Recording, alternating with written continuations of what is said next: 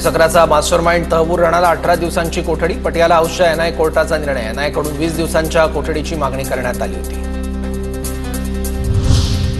दहशतवादी तहवूर राणाचा पहिला फोटो समोर. तहवूर राणा 26 अकराच्या हल्ल्यातील मास्टरमाइंड, कसाब नंतरचा दुसरा जिवंत दहशतवादी हाती.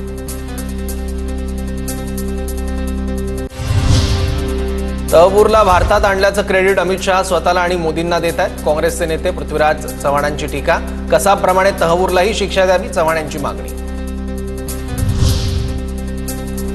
प्रशांत कोरटकरची कोल्हापूरच्या कळंबा कारागृहातून आज सुटका होण्याची शक्यता. कोर्टातील कागदपत्रांची प्रक्रिया पूर्ण न झाल्यानं कोरटकरच्या सुटकेत तांत्रिक अडचण. आज दुपारनंतर कोरटकरची सुटका होण्याची शक्यता.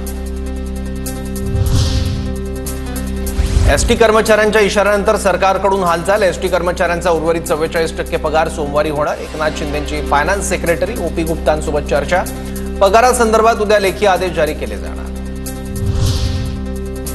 एसटी कर्मचाऱ्यांचे उर्वरित पगार देण्यावरून महायुतीत श्रेयवाद रंगल्याची चर्चा. शिंदेंकडून फायनान्स सेक्रेटरी ओपी गुप्तांसोबत चर्चा.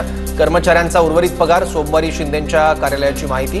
तर दुसरीकडे अमोल मिटकरींनी ट्विट करत अजितदादांचं कौतुक केलं.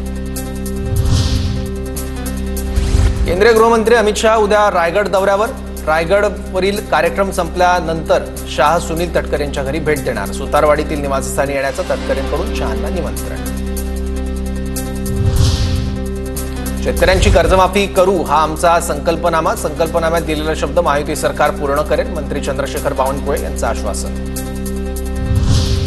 महात्मा ज्योतिबा फुलेंना 197व्या जयंतीदिनी पुण्यातील गंजपेठमधील फुलेवाड्यात मान्यवरांकडून अभिवादन. उपमुख्यमंत्री अजित पवारांकडूनही महात्मा फुलेंना अभिवादन. नागरिकांची मोठ्या संख्येनं अभिवादनासाठी उपस्थिती.